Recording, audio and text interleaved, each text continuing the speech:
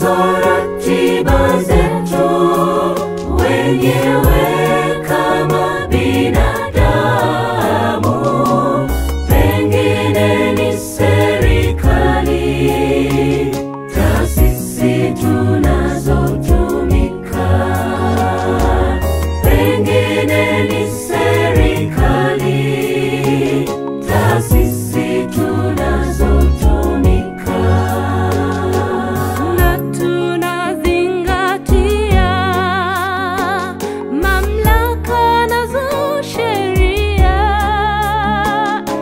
za dunia hii. Lakini Mungu wetu hajatuacha, katupa sheria za kufuata, ndani yake pia imo ya Sabato, Sabato yake takatifu. Hivyo nasi leo kama wanadamu tunapaswa kuheshimu Sabato ya Bwana. Sabato ni muhuri wake Mungu, hata Mungu naye alipumzika. Sabato ni muhuri wake Mungu, yakupasa nawe ndugu upumzike.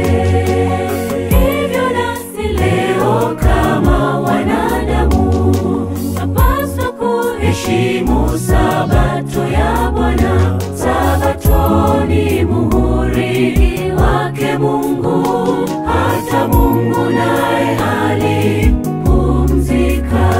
Sabato ni muhuri wake Mungu, yakupasa nawe ndugu upumzike.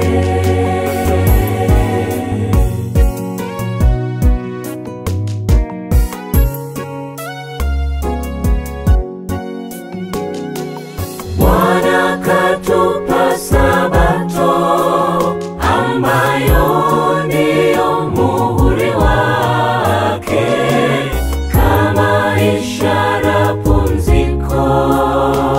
Tuitunze tena tuiheshimu, kama ishara pumziko. Tuitunze tena tuiheshimu. tunazingatia mamlaka nazo sheria za juu mbinguni. lakini wanadamu wameiacha na kubadili Sabato bandia, wakisema siku zote ziko sawa. Ili ya Bwana ikanyagwe. Hivyo nasi leo kama wanadamu tunapaswa kuheshimu Sabato ya Bwana. Sabato ni muhuri wake Mungu, hata Mungu naye alipumzika. Sabato ni muhuri wake Mungu, yakupasa nawe ndugu upumzike. Hivyo nasi leo kama wanadamu tunapaswa kuheshimu Sabato ya Bwana. Sabato ni muhuri wake Mungu, hata Mungu naye alipumzika. Sabato ni muhuri wake Mungu, yakupasa nawe ndugu upumzike.